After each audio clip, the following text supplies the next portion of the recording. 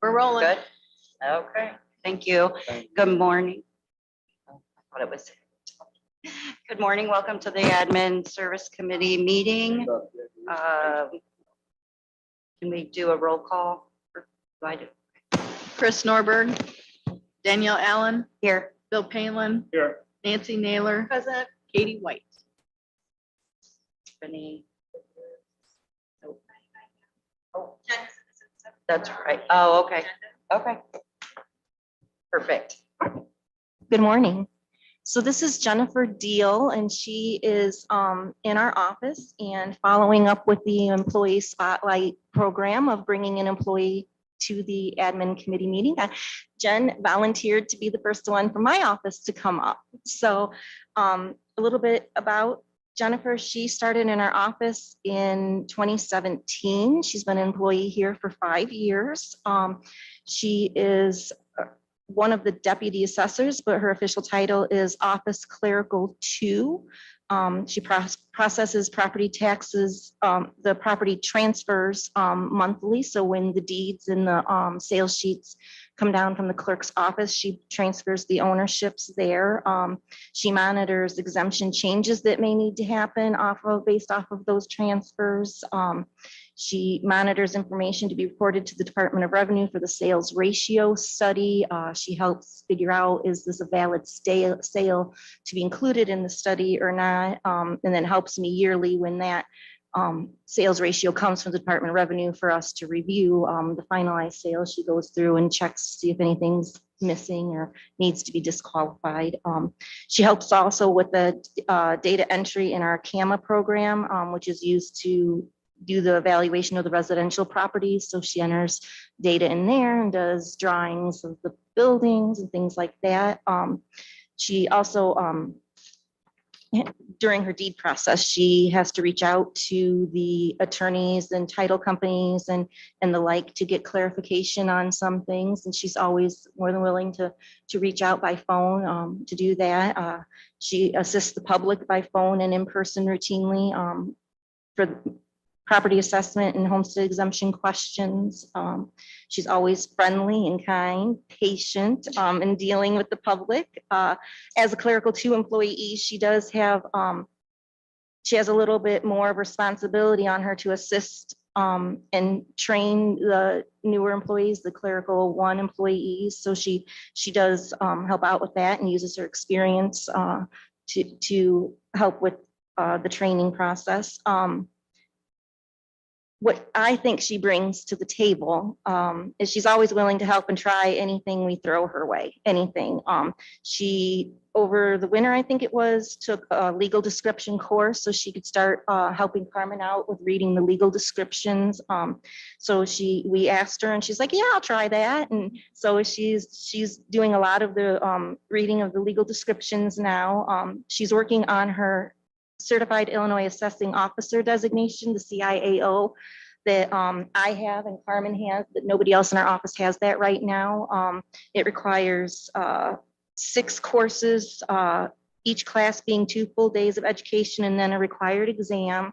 And the designation instills industry best practices and shows an understanding of the laws and statutes governing Illinois property assessment. So it's a large undertaking. And we said, hey, do you want to get your CIAO? Sure, I'll try that. She's, like I said, she's always up for anything.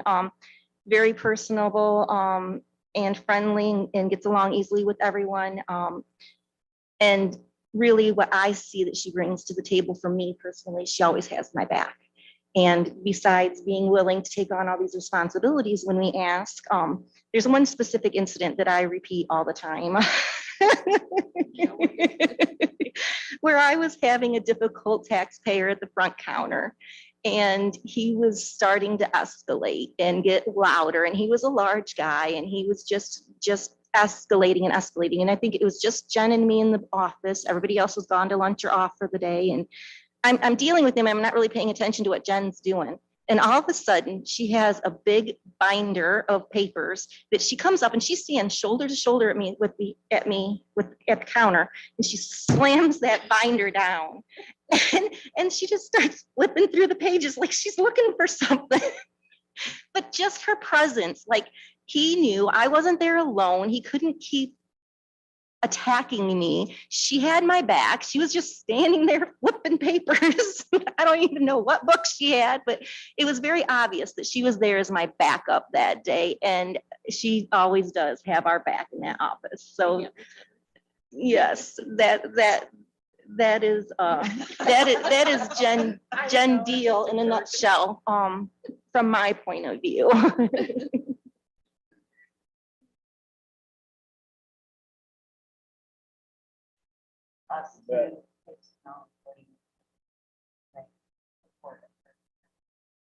So in Wendy's presentation of how the employee spotlight could go, there was an opportunity for the employee to let us know something, personal that we might not know about you, or a little bit about yourself. So I think that Jen, did you have some things you wanted to say? You can speak. My husband and I live in Dixon, and we have a daughter and son-in-law, and 2 grandbabies, 10-month-old and a 2.5-year-old. So they keep us pretty busy. And aside from that, just hiking, going for walks, and hanging out with them. So yeah, it's great. Have you learned a lot? Very much. Did everybody have a chance to review the minutes from the previous meeting? Any questions? We'll stand as read. Now I gotta get back. And claims, anybody have any questions on the claims for admin services? I don't think there was anything that stuck out. So Daniel. Okay, Daniel. admin, Daniel. oh, Sorry. So going forward, we're gonna, instead of putting those on the individual committee, we're just gonna put them on the full board. executive for county. Oh, the board. executive, okay. Because the timing of the meeting and when they put the claim information together, we're just a tiny bit off. So we're just gonna put them in the resource folder, which they are now. Makes sense. So you'll be able to see them for every committee, but the whole report will go on county board. Okay, Did I get that right, Paul? that makes sense. Thank you, Becky.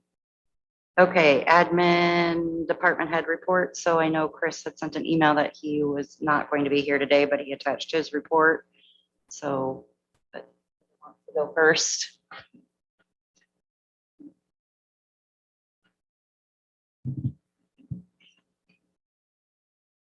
Okay, the GIS department has a new employee.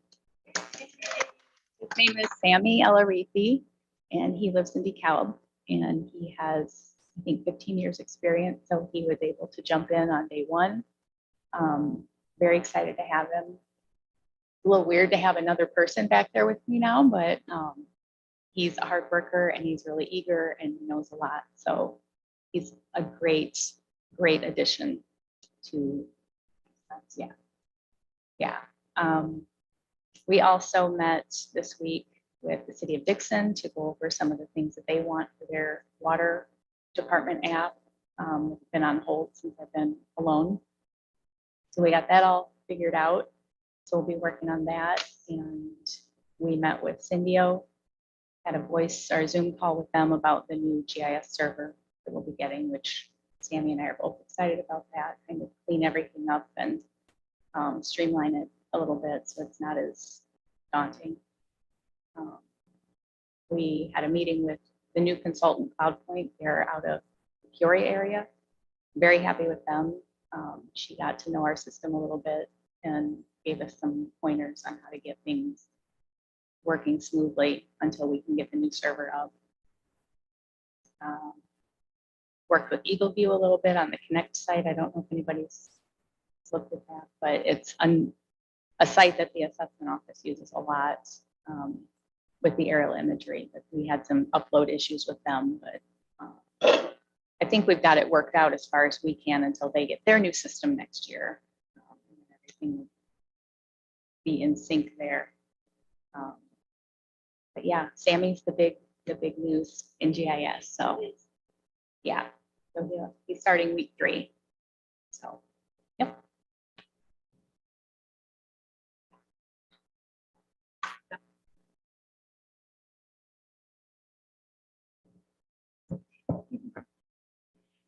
Okay, so as Carmen stated, big news in our area is the new GIS tech started the end of May. Has extensive training and experience working in Esri and ArcGIS and software and hardware skills, essential position. We're super happy about the experience that he brings to the table. Tax bills went out, obviously, and our office has been steady with phone calls and counter traffic, taxpayers with assessment questions and missing exemptions. So it has kept us happy in the last couple weeks since those went out. Also, there is new legislation passed for changes to several homestead exemptions. They individually are minor tweaks here and there, but we'll be working on implementing some of those. Senior assessment freeze, for example, basically just needs low income put in the title of the senior assessment freeze. And but there's several exemptions that we're going to be working on and updating there. The township books that we call the books are due to be turned in June 15th. So that is all the changes that the townships are submitting to us from the task list that we compiled to them and gave to them based off of permits or what other changes they submitted themselves or that we had them looking into. So those books will be coming in from all the townships by June 15th. So that'll be our next step in the office is start reviewing those changes. We've been working on the quadrennial reassessment review of the middle townships. Those are the next quad townships, but then we're going to be working on the books too. And then the other thing that is on the agenda is about the oh no, I skipped one thing. We also have multi-township redistricting that came in from the state. The minimum is 1,000 residents per township to be a standalone township, or even the multi-township districts still have to have 1,000, or they have to join with someone else.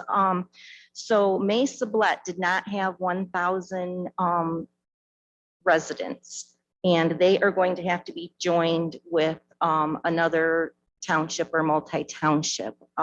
So I have put out a map with some suggestions to them, but I will have to be submitting my recommendation by August 1st. So I'll be bringing that in to the next admin meeting in July.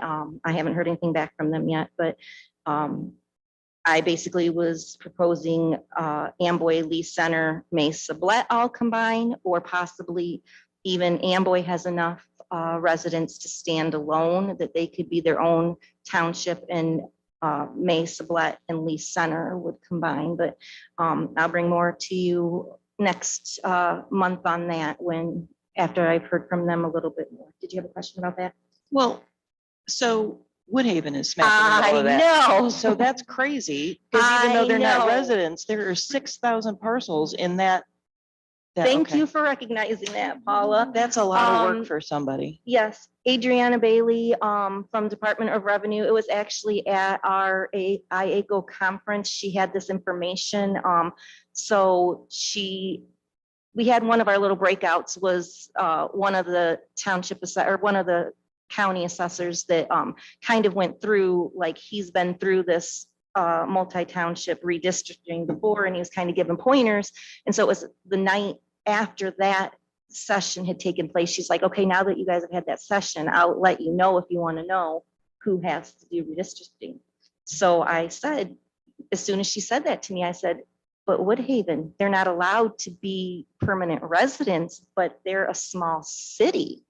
And I asked her if there was any way, I asked her if there was any way to appeal it or anything. She's like, I don't think so. So yeah, no, that it is a huge undertaking. It's in the quadrennial reassessment this year, and we're having our field person collect pictures of every property out there, and then his daughter's actually working with him to do the labeling, and it's a huge undertaking. Like you said, it's like 6,000 or whatever people there, but they don't count as a resident. So now we have to.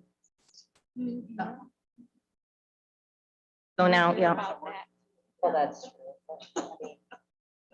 yeah, so that's Once a year. right. So that is something that, the redistricting is a slow process. The Department of Revenue gave us kind of an outline of the dates, the target dates for each thing, but it won't be put into, action until 2026. So, it takes time for the townships to meet, to pool their money, there maybe have. I know, right? It was, 900, I think it was like, I think it was like 942 or 52 that, Mesa Black had, so it was. Yeah. Hanging chads, maybe, I don't know. It's, I know,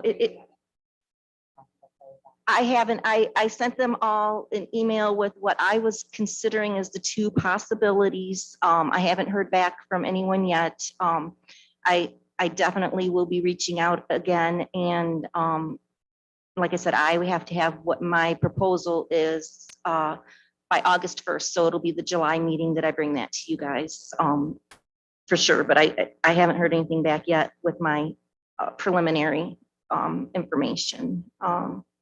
Then the other big thing that I have going on, I have on the agenda, the opt out of special assessment for low income housing. So I don't know if you want to talk about that now or you want to come back to it.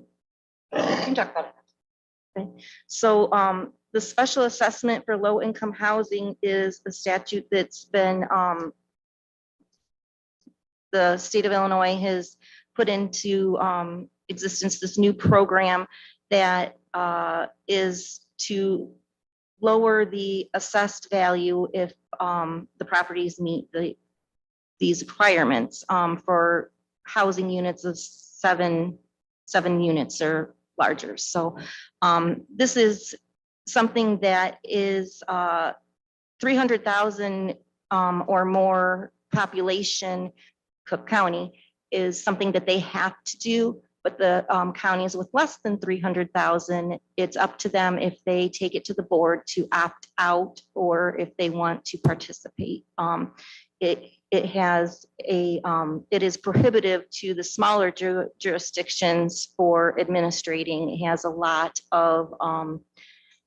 of red tape and tracking and things that need verified. That's really kind of outside of the assessment office scope, but they would be in charge of doing that. And I included in the onboard agenda some specific examples of that. The things that we would be responsible for: written confirmation of the construction meets local building codes, written confirmation the affordable units are comparable to the other local market rate, verification the owner is participating in qualifying income-based rental subsidiary program, written confirmation certificate, the household income for each affordable unit does not exceed the maximum income limits. And it goes on. So it's very cumbersome application process. And like I said, it really is more structured for Cook County and maybe the collar counties that have a larger need and a larger staff base to administer it. So I'm asking that we go ahead and opt out of that. It is something that the county can opt back in at any time. If a project comes to the county's attention and you choose to opt back in, it can be done at any time. So it does, to opt out, have to go by ordinance and have a 30-day layover. So that's what I'm asking for today, is a motion to lay over the ordinance until July 21st board meeting.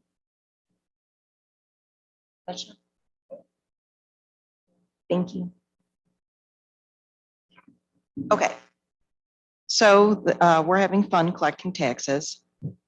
Big project in our office right now. We're also kicking off the budget in a couple of weeks. We sent out the budget request to all the department heads last Friday. At least I hope they got, did you all get it? Okay. So the committee doesn't meet until the end of July, but we are going to approach it a little bit differently this year, I believe. So we're going to collect all that information, put it together between Wendy and myself and Paul Rodolphe, who's going to probably be your next treasurer. We're going to analyze that information, get more information from department heads, and then throw the biggest changes at the board, that committee of the board, as opposed to having everybody come through. At least I think that's how it's going to work, having every department come through. Because sometimes there's departments that have very little change. They aren't asking for any capital. It's kind of a waste of everybody's time. So this way, hopefully we'll focus on some of the bigger changes and some things that maybe need some attention, as opposed to just spreading our time over every department, whether it needs it or not. So we are starting that off. And as part of that, Paul and I have been working on projections downstairs. So I think there's a strategic planning meeting for you guys the end of this month, the 29th, 26th, 20, something like that anyway. Next week, week after. Oh, it's next week already? 2 weeks. So it'd be the 29th. Yeah, 2 weeks. Anyway, so we're going to be presenting the projections there, I believe, in addition to probably with the budget committee. So those are our bigger projects. And I did not bring anybody today. And I was talking with Nancy earlier. I was, or maybe you were even in here by then, but I would like to invite you to go on a field trip as opposed to bringing my staff up here. I only have 3 full-time staff, that maybe we could just go downstairs, and we've tried to cross-train everybody so they don't do specific things necessarily. So maybe we could do a field trip, which we could either do today if we have time, or we can plan for next month. That's kind of up to you guys, depending on how much time you have. So, okay. All right. Okay. Yeah. And you can see what all the various little things that we do and meet the staff. Okay. Any question? Danielle, sorry to interrupt. So that ordinance that you have, Jennifer, do you want it to go to executive to lay over at county board? Or were you? Because we need a motion to put it on the executive committee agenda if it's going to be on. Yes. Okay. And then a quick question, is it a resolution or an ordinance? Because, okay, I know on the agenda, I think it says resolution. the language in the last paragraph says resolve too, so we'll have to change that. Last paragraph. Oh, are you looking at the actual ordinance? Yeah, yep. Okay. Okay, I will get that cleaned up and resubmitted. I just wanted to make sure we had a motion so we could put it on. So, It's down here in this new business section. Yeah. oh, I thought we were taking care of it then. I just had her describe it. Oh. That way, all by right. the time we I got to missed this, people knew what we were. Sorry. So our motion is to move the ordinance to executive, right? Sorry, I thought you were taking care of No, it. that's still fine. I mean, I Jumped the can. gun. And Chris, There's just no order without him. Sunday is gonna be there. Sorry, Jennifer. I thought we were covering it. Good morning. Most everything I have to talk about today has to deal with the election department. So there's a lot of foot traffic downstairs right now because early voting is going on Monday through Friday, 8:15 to 4:15, or you can also come in on June 25th from 9 to 12. Election day is the 28th. We also do have June 21st as a public test on the machine. So if anybody was interested in coming in and seeing what a public test is all about, the public is welcome and any of you are also. That usually starts around 9 o'clock on the 21st. Exactly what it says. It's a public test. So like it's open to the public. It goes in the newspaper so that if you wanted to come in and see how election equipment works and the steps that are involved with that. Yeah, so we have to do one every election. We've never, I shouldn't say never, but we've never had anyone ever show up. But maybe this year will be different. So it's down in our election department, and then right across from their office, there's a humongous conference room. And there's big long tables in there where they set up the machines to run the tests there. We so far have had 327 early voters, which is normal for a primary. A lot of, like I said, we try to push to get a lot more people to come out and vote. And then on my last note is if anyone knows anyone that would be interested in becoming an election judge, we're always in desperate need of those. We already had the class, but we would be willing to show anybody how the machines work. We're very excited about the new election equipment this year. So much easier than the dinosaur equipment we had before, which we had for 15 years. So we're really excited. And also it's going to be a rough 28th just because of the new equipment and everybody's uncertainty, but we're super excited for that. So if anybody knows anybody that would love to become an election judge, they can contact myself or the election department. Any questions? There's certain areas that you're looking for specifically for the judges? Yes, in the city of Dixon Oh. is where we're in desperate need. Thank you.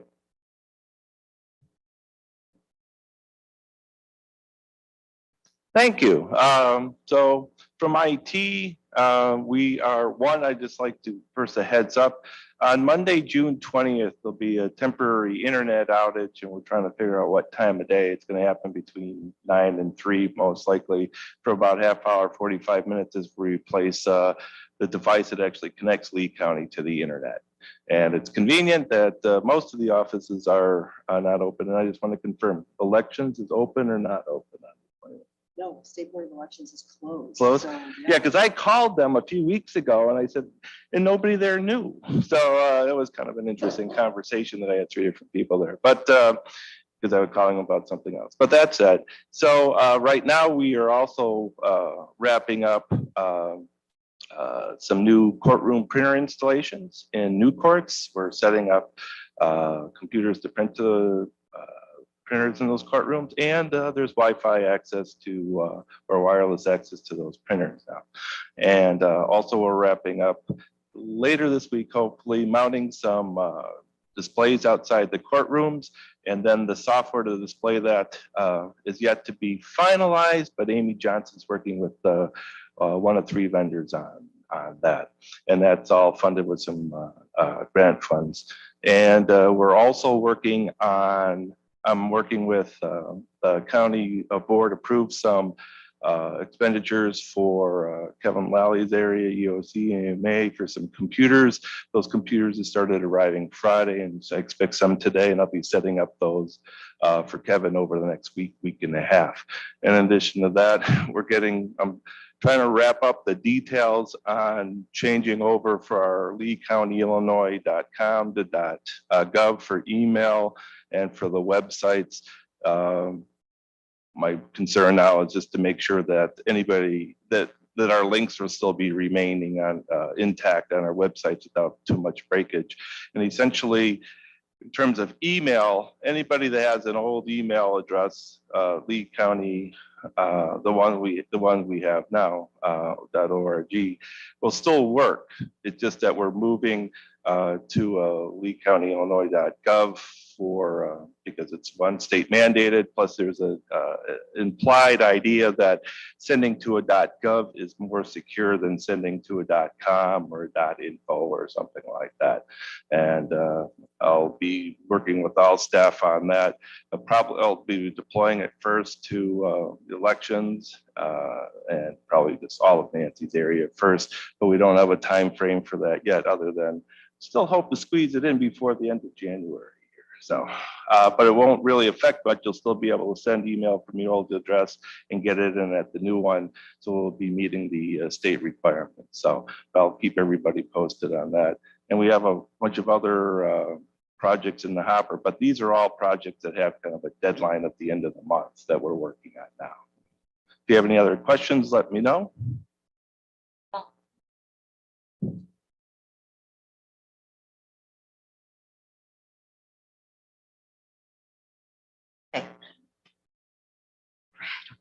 Okay, old business, COVID policy update. So for the month of May, it looks like we had 11 employees out for a total of 25 days. The reason I think we were doing this was to continue, this is just continuing with our COVID policy that we put in place. Ukraine donation, I thought this was coming off the agenda. I'll get with Chris. Okay, so on to new business, the best annual lease agreement. So.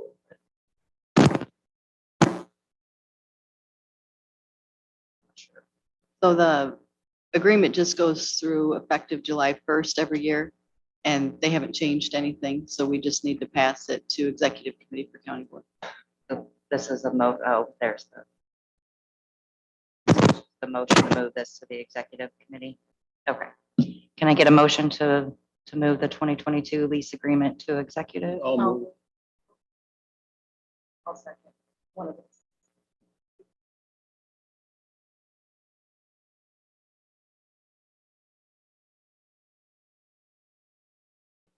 Oh, that's it. Okay, I didn't know if it was roll call. I was waiting. All in favor, say aye. Aye. See, okay, and then can I get a motion to pass the resolution to opt out of the special assessment for eligible renting to executive, this ordinance? And that's, Sorry. I'm sorry to interrupt, that is actually an ordinance. Okay, the Yep. motion, pass the ordinance to the executive committee. I'll make that motion. Pass the word. I'll say. All in favor, say aye. Aye. Nothing for executive session. Can I get a motion to adjourn? I'll second. Yeah. Oh. Okay. All in favor, say aye. Aye. Aye.